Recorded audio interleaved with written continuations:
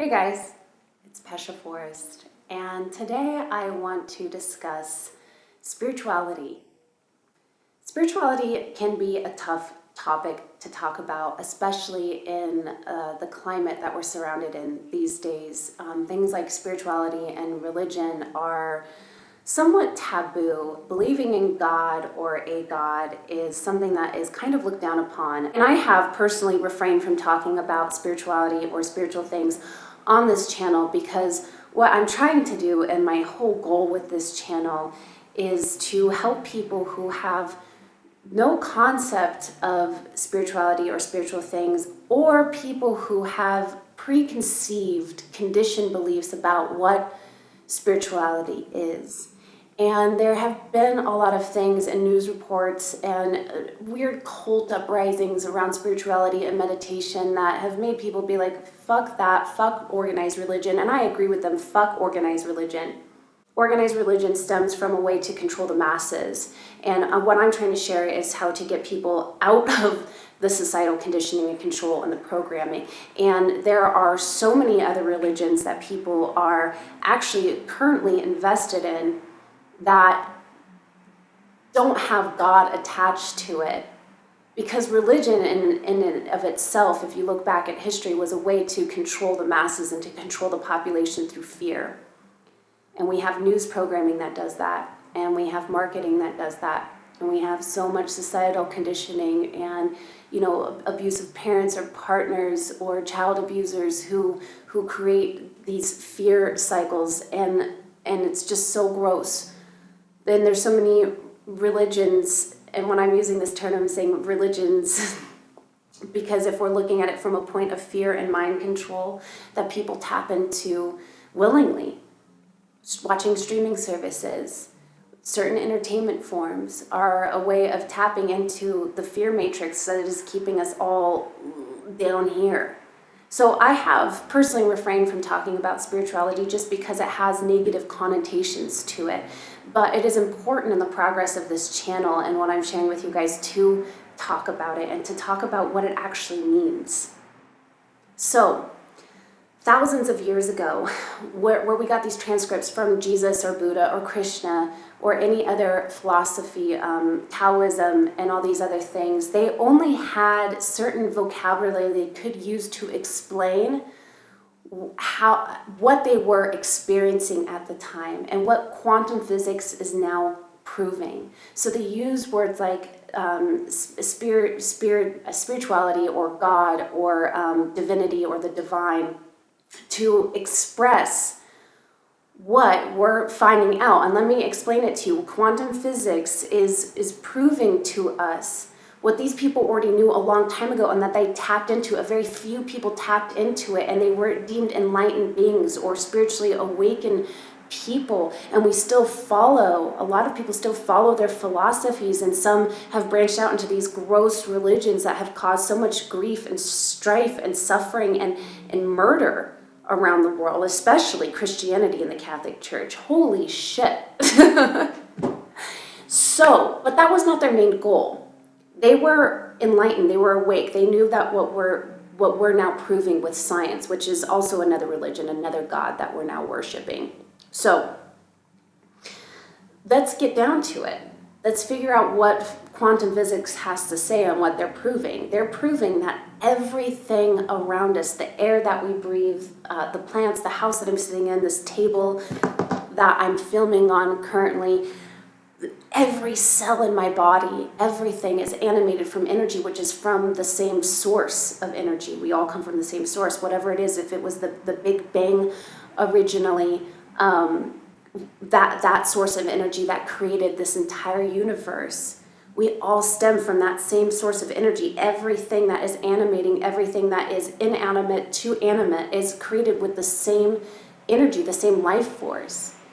So what these great prophets or enlightened people or awakened people of their time were trying to describe what quantum physics is now proving to us, they just used it in their own terminology. They just tried to describe it in the best way that they could to their laymen at the time. And things have gotten so convoluted and messed up and screwed up that we've gotten confused by what that means. So moving forward, I'm going to start talking about how we are all made up of energy. And this correlates and it ties into what these people were talking about. We are made up of energy, and energy does not die. It has to go somewhere. So when you hear things like about reincarnation, and maybe that seems confusing to you, what they're trying to explain is that when the physical body died, the energy that was animating the body had to go somewhere else. It had to transmute or transfer or go somewhere else, or it went to another dimension or another space or another planet. The energy never dies. We never die. So when they're talking about people being spirit, when Jesus says, I am that I am, which was blasphemous, the church and the Pharisees and the Jews at the time were like, holy shit, this guy just said he was God. Let's fucking kill him.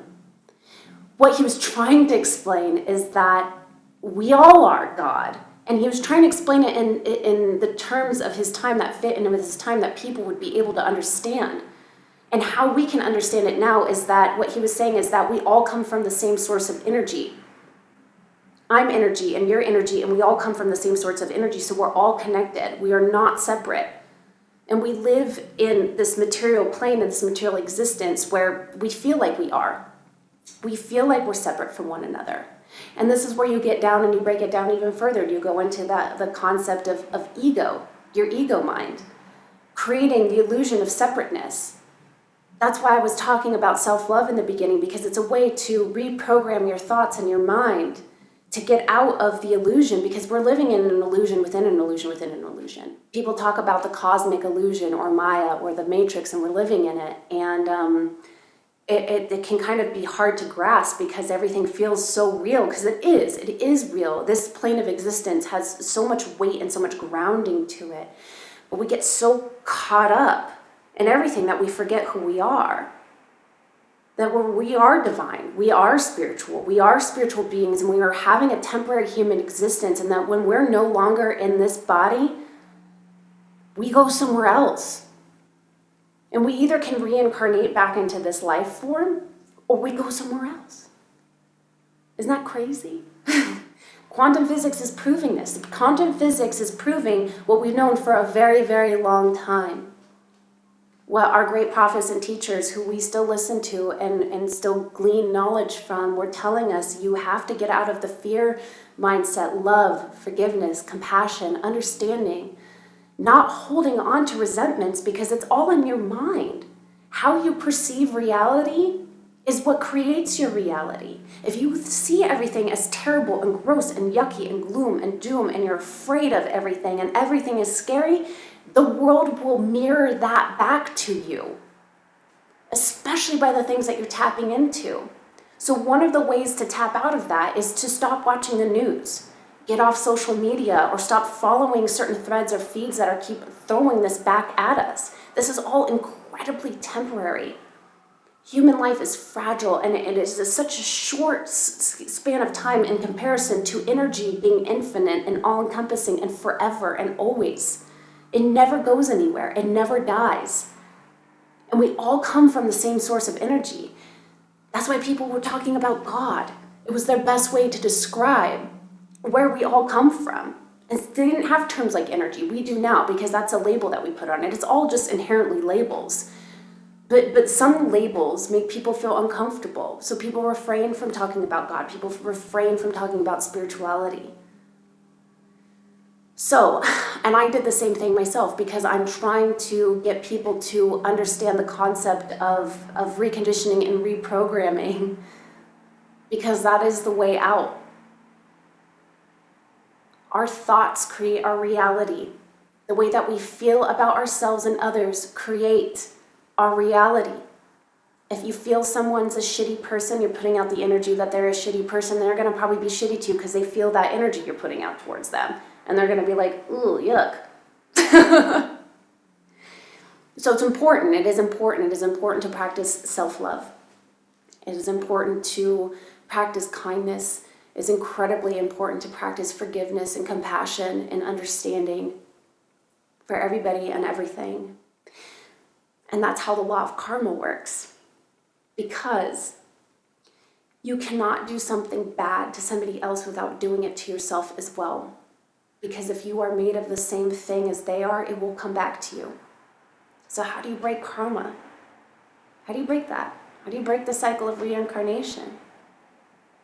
It's through reconditioning. It's through reprogramming. It's through believing in your own divinity and your self-worth and your deservingness and that you deserve unconditional love and respect. And this is how you know now that everyone else is too. Because we're all made of the same stuff. I really just wanted to share my thoughts with you guys because I felt like if I didn't, the channel and the information I'm sharing with you guys would not have as much weight or as meaning. And I'm really trying to get everyone out of the human drama that we keep playing out over and over and over again. And we can break out of it and we can evolve and we can be more conscious and be more aware and we can have more fun and not take life so seriously and we can enjoy things because we're here for such a short amount of time. And the way that we can evolve and make progress is through working together because we're all together in this and there is no separateness. Anyways, I love you all so much. I just wanted to share my thoughts with you guys on this today. It's not even my thoughts, it's my beliefs, and I believe this to be true. Quantum physics is proving it to be true. I know it to be true. And I know that I love each and every one of you. And I was so compelled to share this with you all. And I'm excited to share more information about this with you guys too, and how we can all treat each other better. But for now, thank you again so much, as always, for watching and tuning in. And you all have a wonderful, beautiful, lovely day or evening, wherever you are. Thank you.